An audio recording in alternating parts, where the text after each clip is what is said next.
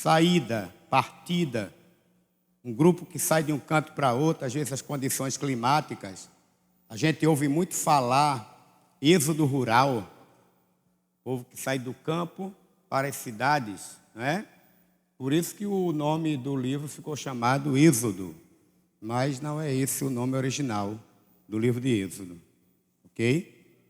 E enquanto que Gênesis trata da origem e depois vai falar dos patriarcas, olha, eu vou dizer aqui os patriarcas lá, as primeiras 10 gerações, e como eu sei dizer de cor, você também depois vai dizer também. Que eu não sou mais sábio que ninguém, né? Todo mundo é igual. Olha, Adão gerou a Sete, Sete gerou a Enos, Enos gerou a Cainã, Cainã gerou a Malalael, Malalael gerou a Jarede, Jarede gerou a Matusalém, Matusalém gerou a Enoque, Enoque gerou a Lameque e Lameque gerou a Noé. E Noé gerou seus 3 filhos, Sem, Cão e Jafé. E eu já vi alguém pregando dizendo, a Bíblia diz que Noé tinha 100 cão e o nome de um dos cães era Jafé. Oh, meu Deus do céu. Aí fica meio complicado, né? Pronto, depois eu vou perguntar a você as 10 gerações, para ver se você diz como eu estou dizendo. Certo? Eu tinha um aluno na escola, até o ano passado, e o nome dele é Cainã. Aí eu disse, você sabe quem foi Cainã? Ele, professor, não sei não. Cainã foi lá, meu filho, da geração, né? O quarto foi Cainã, né? Creio que seus pais devem ter visto por aí, para botar esse nome em você, né? Tudo bem. Então, o Gênesis, ele vai narrar os patriarcas lá, né? As gerações, depois ele entra em Abraão e vai até José, né? Essa é a história do Gênesis, que a gente já estudou aqui em outros domingos atrás. O Êxodo vai ter como personagem maior Moisés, tá? O resumo do Êxodo é Moisés, a passagem pelo Mar Vermelho, que nós lemos aqui agora, certo? Depois Deus vai dar as leis para o povo, inclusive os 10 mandamentos, né? Você sabe que os 10 mandamentos, 4 deles, os primeiros 4, é o nosso relacionamento com Deus, e 6 deles é o nosso relacionamento com o próximo. Certo? 4, eu Deus, não terás outros deuses diante de mim, lembra do sábado por santificar, tal. Agora, 6 deles é em relação ao próximo. Não sei porque a maioria é para o próximo, devia ser a maioria para Deus, né? Adorar a Deus, mas não, é a minoria. Certo? E aí depois o Êxodo vai narrar a construção do tabernáculo. Ele termina no capítulo 40 com o tabernáculo. Certo? O tabernáculo é fundamental no relacionamento do povo com Deus. Porque naquele tempo não existia igreja. Certo? Não existia igreja. Irmãos, qual é o lugar sagrado dos muçulmanos? Meca, a Caaba. Todo bom muçulmano, se puder em vida, tem que ir a Meca. Não é obrigado. E lá ele entende que é a maior presença de Deus na face da terra é em Meca. Qual é o lugar sagrado dos católicos? A Igreja Católica, principalmente o Vaticano. Certo? Um bom católico, se ele puder ir no Vaticano, ele vai para o céu. Não é? E para nós, em termos de lugar, qual é o lugar sagrado? A igreja. Nossa igreja. Onde a gente vai adorar. Né? Não que Deus não esteja em todo canto, né? Mas veja que todo segmento religioso tem o seu lugar de adoração. Não é? E o povo de Israel estava pelo deserto peregrinando. Vocês devem saber que era cerca de 2 milhões de pessoas. Era muita gente. Diz o texto que só 600 mil era de homens, hábeis para a guerra, fora mulheres e crianças. Não é? considerando a população de João Pessoa de 850 mil habitantes, a gente pode ver que dava mais de 2 vezes a população da capital da Paraíba. Agora você vê levar esse povo pelo deserto sem ter banheiro, sem ter cama para dormir, sem ter em todo canto água, né? E aí você vê a confusão que deu, né? Porque, meu amigo, conduzir esse povo todo pelo deserto não é fácil não, certo? Então, veja bem, o livro do Êxodo, primeiro nós vamos ver na revista que o autor coloca uns dados sobre o livro. Coloca autor, está aí na sua revista, olha aí.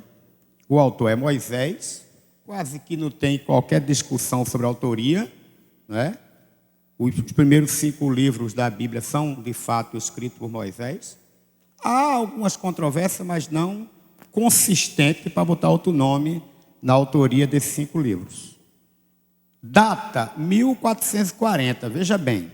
A data, professor, pastor, que data altera alguma coisa? Para a gente não.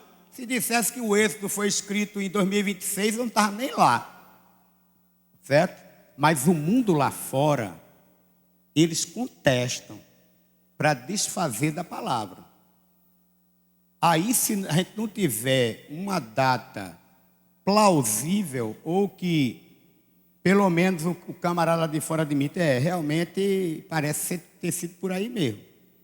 Porque veja bem, existem 2 datas para o Êxodo, aliás, para os 5 livros, né? Mas o Êxodo se luta para tentar colocar uma data quando o povo saiu do Egito e chegou na terra de Canaã, não é? Então, há uma discussão sobre isso aí. Veja que o autor coloca que ano aí na revista? 1440 antes, vale esse detalhe, né? Antes de Cristo e depois de Cristo. Já há aí também outras coisas importantes para justificar o Êxodo. Por exemplo, a revista Super Interessante é uma revista de cientistas, arqueólogos, e eles são céticos quanto à questão bíblica. E toda a revista deles, toda edição, não sei se ela é mensal ou quinzenal, mas ela contesta a Bíblia em alguma coisa. Teve uma edição da Super Interessante que saiu, que diz que Moisés nunca existiu, Davi nunca existiu, Salomão nunca existiu. São seres criados tipo assim, Saci Pererê, lobisomem. E olha que tem gente que acredita em lobisomem, né? Outros dizem até que viu. Tem ou não tem? Você conhece alguém? Eu conheço. Diz que viu até, ou o pai viu, o avô viu o lobisomem, né? E você sabe que são personagens criados para a história. Nunca existiu lobisomem, nem Saci Pererê, nem mula sem cabeça, nem coelhinho da Páscoa, né? Então, a Super Interessante, ela também vai dizer que Moisés nunca existiu. Foram seres criados. Um herói na cabeça igual o Homem-Aranha, o Superman, né? Homem de Ferro. Heróis criados para formar uma história e tal. É isso que é dito.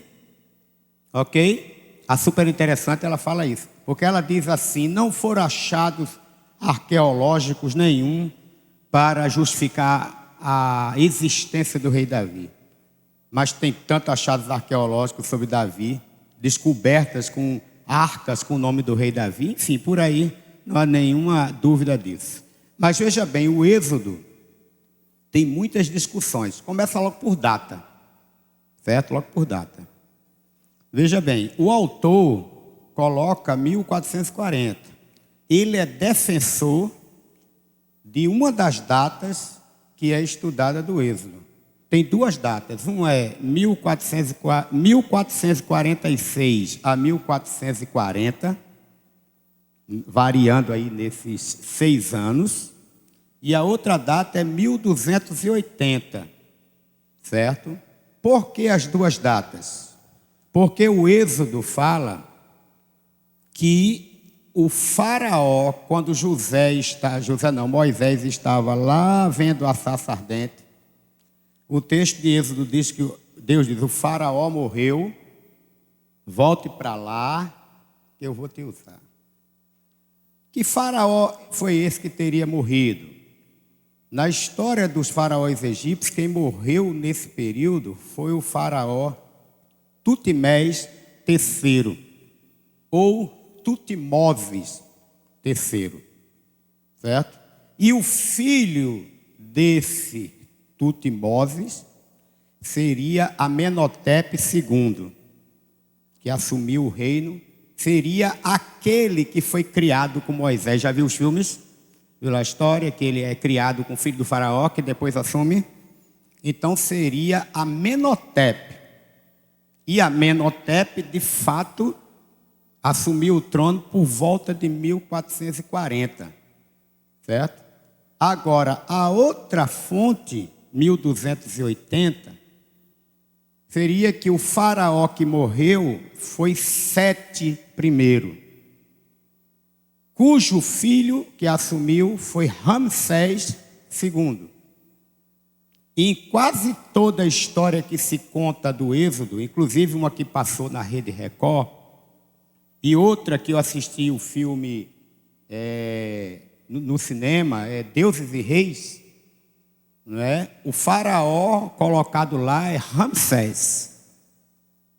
Se foi Ramsés II, foi 1280, é quando ele governa no Egito. Agora, isso ajuda a gente aqui. Abra sua Bíblia. Isso aqui não está na revista, mas eu fiz uma espécie de um ensaiozinho para um futuro livro que eu nunca lancei, sobre os aspectos arqueológicos da Bíblia, históricos arqueológicos. E deixei guardado tudo o que eu escrevi. E eu descobri nas minhas pesquisas um texto da Bíblia, que está em 1 Reis 6:1, abra aí, que nos ajuda talvez a entender uma data mais próxima ou perto do Êxodo. 1 Reis 6:1, um irmão pode ler, por favor? Veja bem. Sucedeu que no ano, certo? 480, certo? Depois que o povo saiu do Egito. Veja bem, Salomão governou de 970 a 930, 40 anos. Primeiro rei foi Saul. Saul foi de 1050 a 1010, 40 anos. Davi foi de 1010 a 970, também 40 anos. E Salomão de 970 a 930. Aqui diz que no ano quarto dele, ele começou a edificar. Qual foi o ano quarto de Salomão? Já que ele começou a reinar em 970. Qual o ano quarto? 966. Somado a 480, que diz 480 anos, depois tal, dá quanto? 966 mais 480. Faça as contas aí no lápis aí, na calculadora.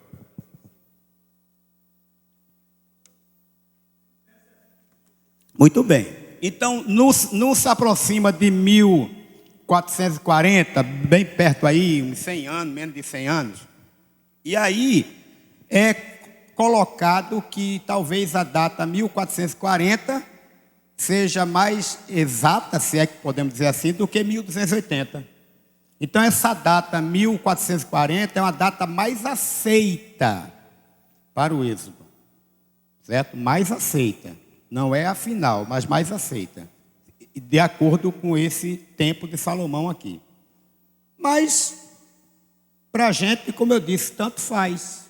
Por exemplo, se a Bíblia dissesse que Jonas engoliu o peixe, eu cria, que dirá o peixe engolir Jonas. Porque também há muita controvérsia sobre essa história. Mas a gente, agora só que a gente aceita, irmãos, pela fé. Mas o mundo lá não aceita pela fé. O mundo quer explicação. A Bíblia, ela é histórica, geográfica, arqueológica, certo? No Egito Antigo, aqui, o faraó é real, ele existiu, era o rei do Egito. Agora, as narrativas bíblicas, durante o período egípcio, não diz o nome dos faraós. Tutimés, Ramsés, certo? Não diz exatamente. Mas a narrativa dos babilônios, assírios, persas, coloca o nome do rei lá. Dario, Ciro, Xerxes, Artaxerxes, Nabucodonosor, Tiglat-Pileser. E aí esses nomes são citados na Bíblia, para mostrar de fato que a Bíblia estava inserida lá, porque é super interessante, volto para ela de novo, ela diz que a Bíblia conta história de outro mundo, história do planeta Júpiter, porque diz que não bate com as narrativas que está da história da humanidade.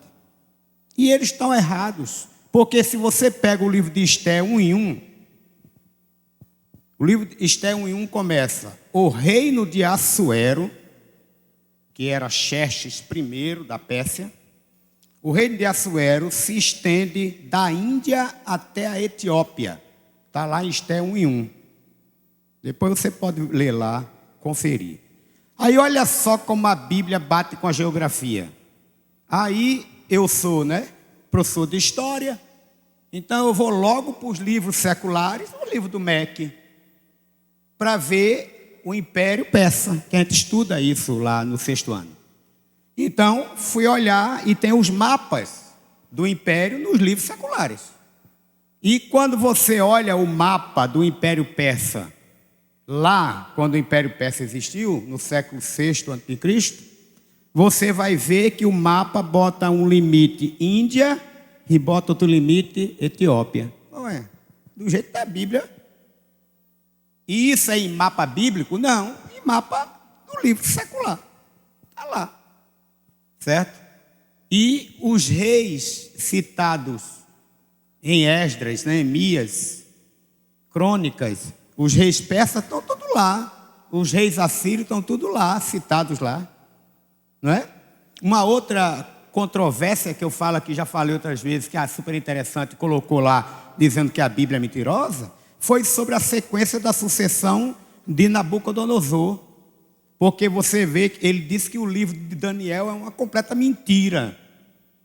Porque não bate com a história da sucessão babilônica de reis, diz a super interessante. Porque no capítulo 4 de Daniel, termina falando de Nabucodonosor. Aquela história que ele se tornou um animal do campo, depois volta, e depois ele termina: eu louvo e exalto o Deus de Daniel. Nabucodonosor diz lá. Aí termina o capítulo 4 e entra o capítulo 5 de Daniel. E no capítulo 5 entra: e Belsazar, filho de Nabucodonosor, já era o rei ali. Aí, a super interessante, olha aí. Primeiro, Belsazar não era filho de Nabucodonosor. Já começam por aí. Por quê? Porque o rei que substituiu Nabucodonosor foi Nabonido, não foi Belsazar. Certo? E aí eles já começam por aí, como dizendo: olha, Daniel está meio fora de tempo, hein? Se diz que Daniel viveu na Babilônia, isso é conversa mole, porque ele não sabia quem eram os sucessores lá. Mas quando vai olhar a própria história babilônica, fora da Bíblia, mostra que Nabucodonosor, aliás, Nabonido, nunca quis reinar. Ele colocou o filho como regente do trono. A regência era coisa normal de acontecer. O Brasil teve um período longo de regência.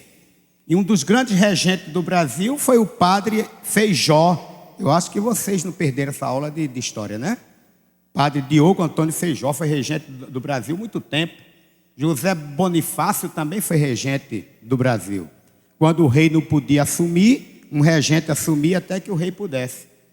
Para você ter uma ideia, uma das regências, talvez, mais contada na história é a regência da princesa Isabel, que Dom Pedro II estava viajando, porque queria conhecer Israel naquele tempo, deixou a filha como regente do país.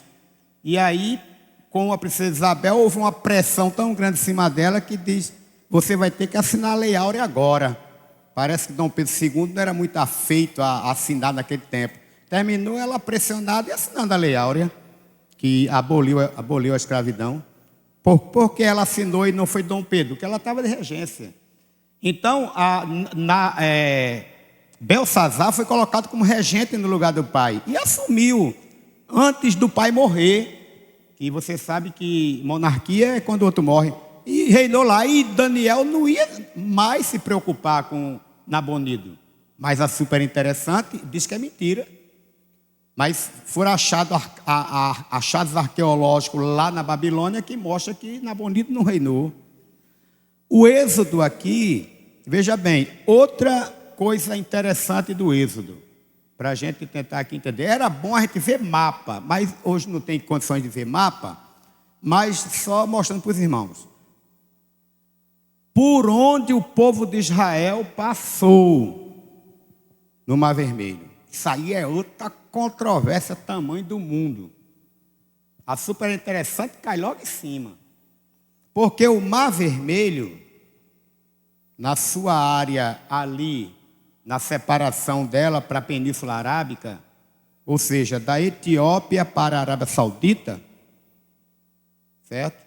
O Mar Vermelho, quem está numa margem não vê a outra, de tão largo que é o mar, certo? Profundidade, mais de 400 metros, o Mar Vermelho.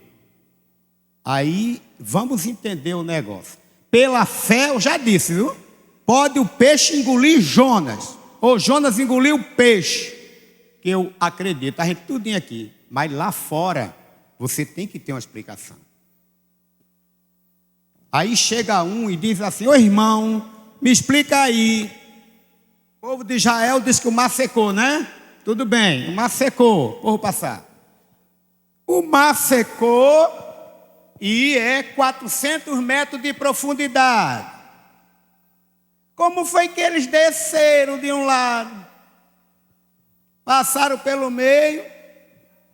Pastor Jair, quanto é a altura aí dessa parede? 7 metros. Olha, se o rio tiver 7 metros, é fácil descer ali para vir para o fundo e passar para o outro lado? Agora, bota 400. Aí o mundo lá fora faz a você essa pergunta. E aí, irmão? Sai dessa, irmão. Sai dessa aí, irmão. Olha, tá difícil explicar, não tá? Não, eu creio pela fé. Você, mas ele não. Aí ele vai ficar dizendo que a Bíblia conta mentira e história de Júpiter. De outro planeta, meu filho. Ou então o povo criou asa, porque pela fé, como diz o canto, se o mar não se abrir, eu ando por cima d'água. Não é assim que a gente canta, não? Tudo bem, anda mesmo, porque se Deus quiser, anda. Agora o mundo lá não aceita isso, não. O mundo lá vai querer uma explicação. Certo? Então, até pouco tempo atrás, 1989, por aí, 1990, a aceitação da maioria dos estudiosos é que o povo passou pelo canal de Suez. Porque o Mar Vermelho ele se abre em 2 golfos, né? O de Suez e o de Áqaba. E naquele trecho, é o trecho onde ele é mais estreito e mais raso. É no canal, nos 2 canais. Não, eu estou dizendo o Golfo, o canal não. O Golfo de Áqaba, né? Isso, certo? E o de Suez.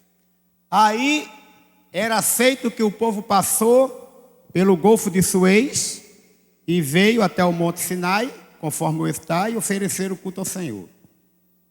Certo? Só que no Golfo de Suez não existe nenhuma praia que caiba 2 milhões de pessoas. Que para o povo passar, para chegar na água, não tem que ter um espaço não, para todo mundo descer e ir. É assim não, não é? Não é? E o Golfo de Suez não tem. Aí já vieram contestar de novo. Isso é mentira. Agora, se você pegue hoje aquele, como é o nome? Sidney, que é aí craque. Google Terra em inglês, como é que é? Que você bota lá no computador um ponto da Terra, aí vai lá, né? Aí você vê lá e a tecnologia é mais, você anda até nas ruas lá da... Não é assim? Vá hoje lá, quando terminar aqui, vá hoje lá no Golfo de Acaba e bote assim, Praia de Nueiba. Bote lá hoje, viu? Vai aparecer no Golfo de Acaba uma praia, só tem ela, enorme, que cabe muita gente nela lá, antes de entrar no mar. E outra coisa que você vai ver lá, confira, viu? Hoje, você vai ver lá. Você sabe que a gente aqui que mora mais perto do mar, a gente sabe que quando o mar está com uma água bem escura, é porque é o quê? É fundo. Quando está uma parte mais clara, é porque é mais raso. Quando tem onda, é porque é raso. Você vai lá no Golfo de Acaba e você vai ver que tem uma parte lá que tem um caminho assim, tipo uma ponte natural, mais clara do que as outras áreas. Você vai ver lá. E uma equipe de um cientista cristão chamado Ron Wyatt, ele era adventista e gostava de fazer pesquisa arqueológica sobre a Bíblia. Ele morreu em 1989. Ron Wyatt. Pesquise lá na internet. Ele fez uma expedição mergulhando no Golfo de Acaba, nessa área, suposta área da passagem do povo, e descobriu lá embaixo restos mortais de cavalos, de gente e rodas de carruagens dos antigos egípcios. Está lá na internet, certo? Mostrando que a possível passagem do povo foi no Golfo de Acaba e não no de Suez. Detalhe, a ponte de terra natural que tem lá, que aqui, Sidney que gosta de chamar de croa, né? Aqui tem muita croa, não é assim que a gente chama? Que é uns bancos de terra natural que faz ficar mais raso. Então, é uma espécie de uma ponte de croa indo até o outro lado lá. Confira hoje, não é? Para você ver. Então, aquele lugar é o lugar mais aceito da passagem do povo, porque a profundidade ficou bem rasa, não ficou aquelas paredes de 400 metros, e a passagem do povo foi exatamente... E quem está numa margem vê a outra, que é bem na ponta do Golfo de Acaba, quem está numa margem vê a outra, tá? E aí é mais plausível a explicação por ali. O camarada lá fora pode até mesmo não aceitar, para não admitir que foi Deus nesse negócio. Mas ele vai entender, rapaz, realmente aí dá até para a gente aceitar, né? Porque realmente daria para passar gente aí se secar. Agora lá no meio do Mar Vermelho e no Golfo de Suez, não. Então a passagem do Êxodo tem essas controvérsias todinhas. Certo? Vamos para a revista aqui agora. E o autor coloca algumas curiosidades do livro do Êxodo, né? Está aí na sua revista. A curiosidade número 1. Faraó não é nome, mas é título, né? É título. Então, não era o nome exato. Todos eles eram faraós. No Egito, o monarca tinha, eu estou lendo aqui na revista, no Egito, o monarca tinha o título de faraó e o seu nome. Por exemplo, né? O meio-irmão de Moisés, exatamente Tutmés, que teria sido aquele faraó da época do Êxodo, né? Ou ele, ou Ramsés, né? A segunda curiosidade, aqui que está no texto da revista, Cada uma das 10 pragas foi um desafio a um deus panteão egípcio. O Eterno desmascarou o poder daqueles deuses, para mostrar a sua soberania. Exatamente em cima dessas cidades foi que o povo descobriu exatamente que a passagem foi pelo Golfo de Acaba. Certo? E não pelo de Suez. E muitas não existem mais, não tem ruínas, não tem nada que comprove que estavam lá. Seja outra com outro nome. Aí quem gosta de complicar, aí conversa. Não sei o que. Isso, já é outro país, né? Então hoje, mais aceito é que o povo passou pelo Golfo de Acaba e não de Suez. Tá? Agora, as 10 pragas do Egito. Vamos ver aí. Que aqui é uma das curiosidades. Vale salientar que a super interessante entra de novo em cena para dizer que as 10 pragas, todas elas aconteceram naturalmente no Egito. Foi nada de interferência de Deus. Certo? E eles explicam todas as 10 pragas, sem botar a interferência de Deus no meio. A praga do rio em sangue. Certo? O que os cientistas lá de fora explicam para dizer que Deus não agiu em nada aí? Isso é conversa. Eles dizem o seguinte: uma mudança climática repentina esquenta a água do rio Nilo e provoca a reprodução descontrolada da pifiesteria. O que é isso? Uma alga que provoca hemorragia nos peixes, matando-os e intoxicando a água com sangue. Olha o que eles dizem. Essa alga vem, mata os peixes ficam sangrando. Agora haja peixe para sangrar, para fazer aquela água toda ficar vermelha, né? Mas é o que eles explicam. Para dizer, não, foi Deus que transformou água em sangue, não. Isso acontece lá com os peixes, com essa alga aí. Está vendo como é que é o mundo? A segunda praga, as rãs, que cobre a terra, né? Um monte de rã. O que eles dizem? Como a água estava intoxicada, sem ter como viver nela, sapos e rãs saíram do rio e espalharam pelas casas. Lógico, né? É o que eles dizem. Mas negócio que foi Deus que fez multiplicar aquele monte de rã e sapo na praga das rãs, isso é conversa. Arruma a saída. Explicam tudo. Agora, a praga dos mosquitos, que atormentaram os homens e os animais. A morte dos sapos, depois que a praga termina, os sapos tudo morrem, né? Aí fica a chamada carniça, junta mosquito. Associando uma coisa a outra, né? Junta o mosquito, e os mosquitos terríveis, e ele diz mais ainda, o tipo do mosquito talvez fosse maruim. Sabe maruim, aquele mosquitinho que perturba, que só morde, que você não vê nem onde ele está voando. E quem é alérgico sofre ainda mais.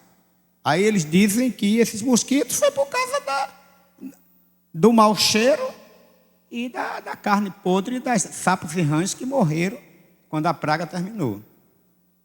Muito plausível, né? A explicação, mas é que eles dizem, para não aceitar a Bíblia. A praga das moscas. O que é que eles dizem?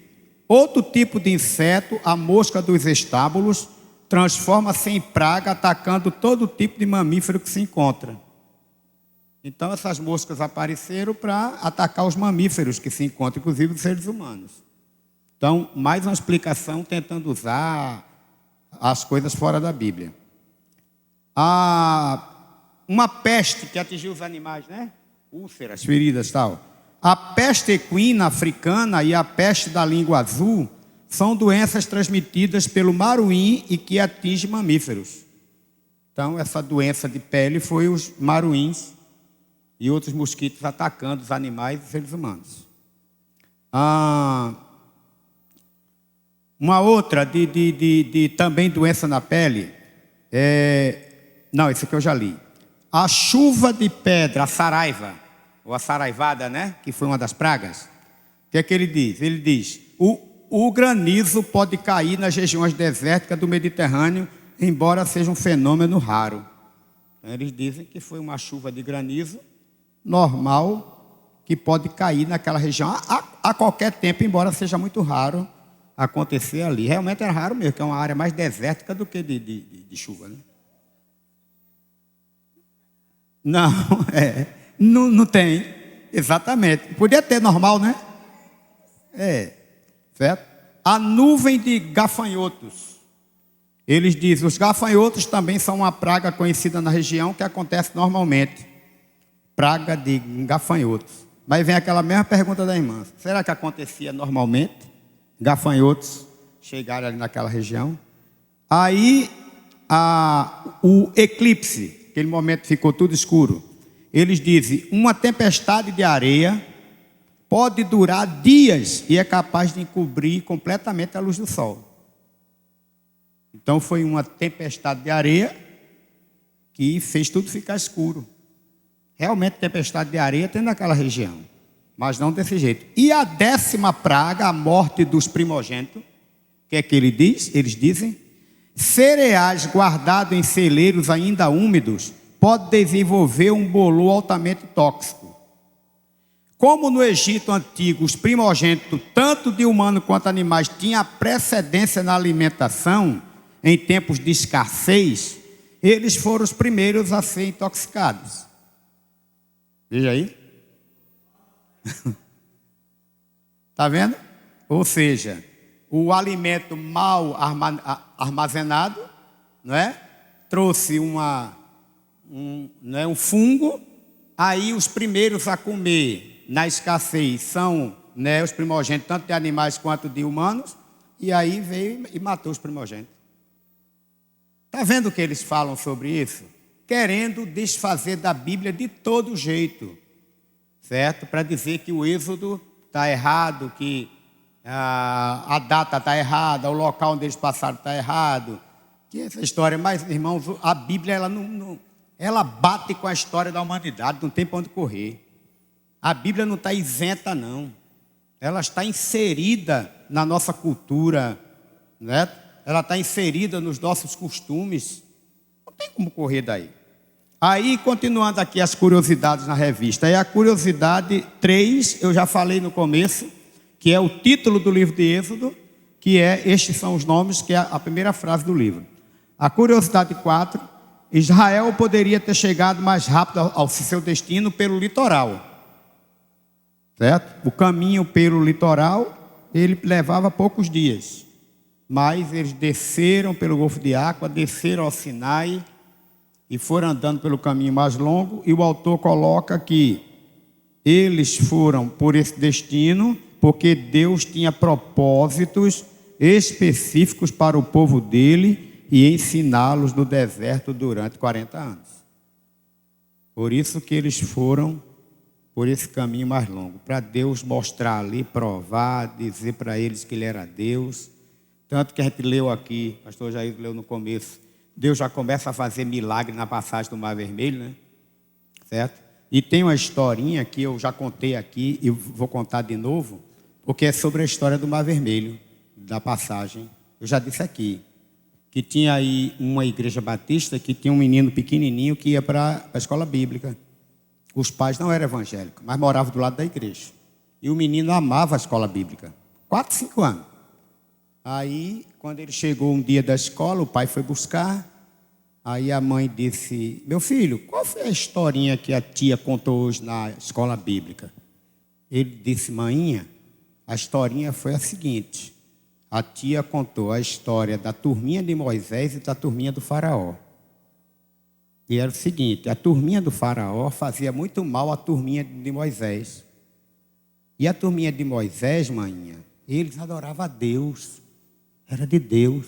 E a mãe só ouvindo a história.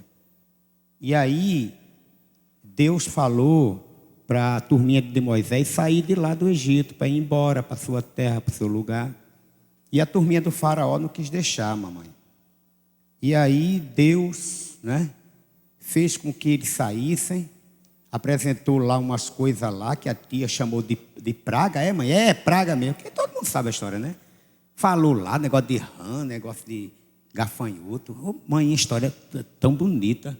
Aí o povo, a turminha de Moisés saiu para ir embora. Só que quando chegou manhã, no meio do caminho, a turminha do faraó se arrependeu de ter deixado a turminha de Moisés ir embora e vieram atrás para fazer mal. Aí chegou no lugar lá, mãe, que tinha um mar bem grande. E a mãe ainda concluiu, mar vermelho, né, meu filho? Eita, é isso mesmo, mãe, foi que a tia disse. É, mar vermelho. Aí chegou lá, não tinha como passar, mãe. Aí a turminha de Moisés resolveu ter uma ideia, fazer uma ponte para passar pelo mar. Aí a mãe ficou, uma ponte, pensando com ela. Meu filho, você vai querer ouvir essa história mesmo, mas deixa ele terminar. Aí, uma ponte. E aí, Moisés disse à turminha dele, procurem madeira, tábua, tudo, para a gente fazer a ponte. Aí todo mundo foi atrás, enquanto a turminha do Egito não vinha. E aí eles construíram uma ponte, mãe. E todo mundo passou pela ponte e foi lá para o outro lado. Só que quando eles viram, lá vem a turminha do faraó. Aí sabe o que foi que Moisés disse para a turminha dele? Fica todo mundo, o mar ainda estava aberto embaixo, que o mar também abriu, viu, mãe? Mas todo mundo ficou com medo de passar por baixo, com medo que a água fechasse. Então fizeram a ponte. Aí ficou todo mundo embaixo no pé da ponte, escondido, e Moisés deu ordem. Quando eles passaram, balança a ponte, derruba a ponte para eles caírem dentro d'água, mãe. Aí, quando eles foram passar, Moisés, agora, e a turminha de Moisés, bora, mãe, a ponte caiu para o lado, dentro d'água, morreu todo mundo. E a turminha de Moisés passou e foi embora. Aí a mãe dele disse, meu filho, tem certeza que a tia contou essa história assim?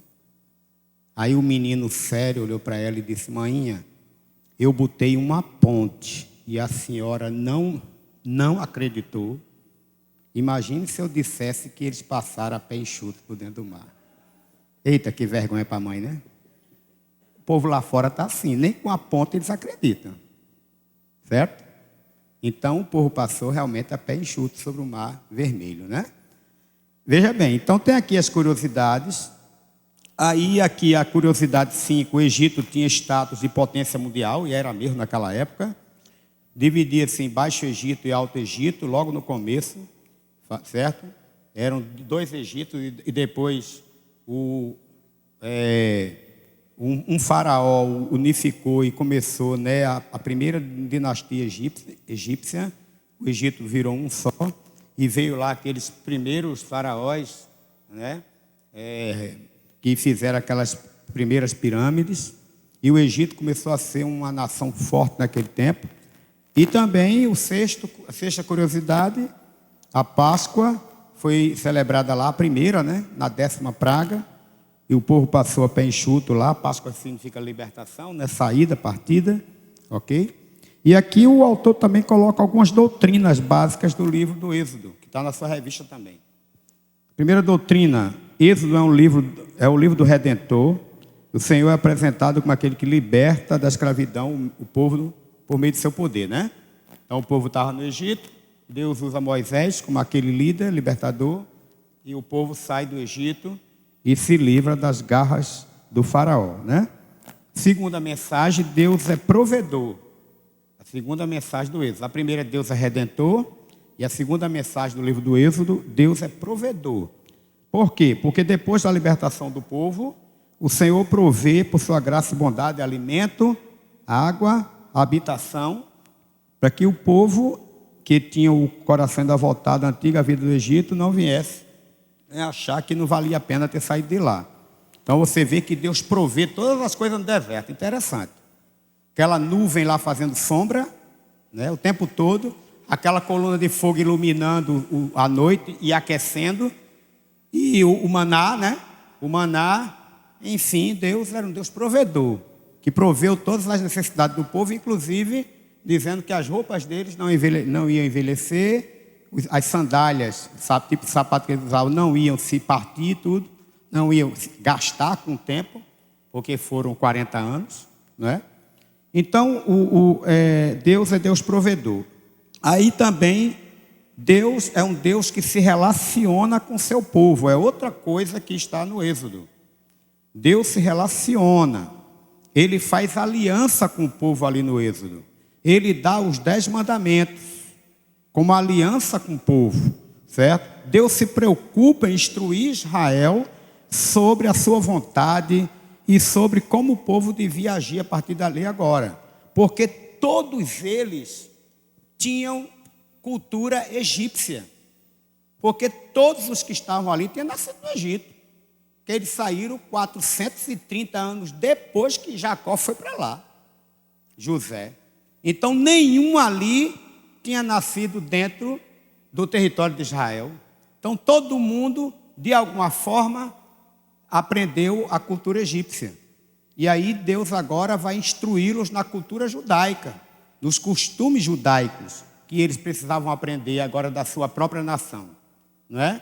Então Deus vai se relacionar com o povo e vai mostrar que ele de fato é Deus. O Êxodo está muito direto isso, não é? De o povo com Deus, o povo de Israel com Deus. O quarto, Deus é um Deus presente, também está lá no livro do Êxodo, que é a questão do tabernáculo.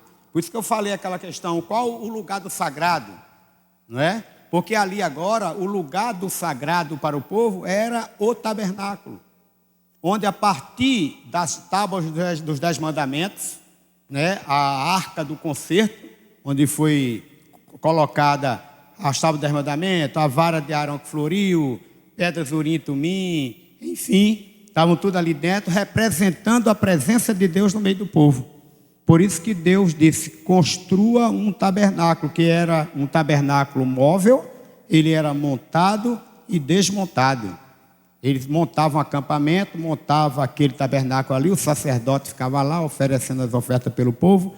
E aí, quando eles saíam do local para continuar a viagem, desmontavam o tabernáculo e levavam para onde eles fossem parar novamente. Mas era importante a presença do tabernáculo. Que a gente sabe, irmãos, que a gente pode fazer o nosso culto a Deus em casa. Pode, não pode? Pode. Pode. E tem agora uns crentes que não querem nem vir mais para a igreja. Domingo à noite, ele deita na cama, liga o ar-condicionado, liga a televisão e vai assistir um culto. Lá na televisão, ele diz, para que eu ir na igreja mais? Aqui eu estou na comodidade da minha casa, no friozinho do ar-condicionado, né? No conforto da minha cama, e tu cultuando do meu jeito. Não, na igreja é diferente, aqui é a casa do Senhor. Aqui é o nosso tabernáculo, né, onde a gente vem cultuar diretamente a Deus. Diga, Sidney.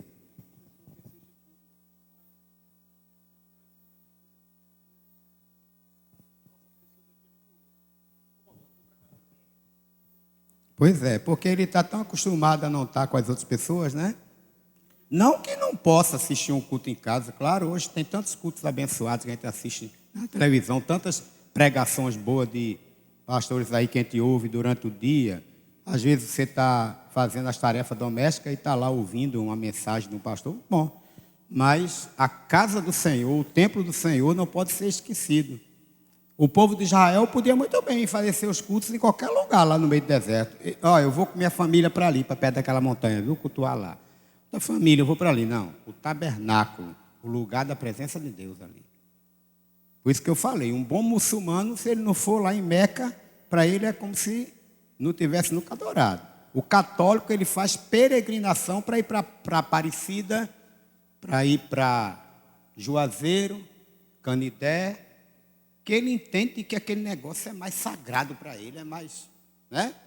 O que dizia pastor José Brito Barro, de saudosa memória, né?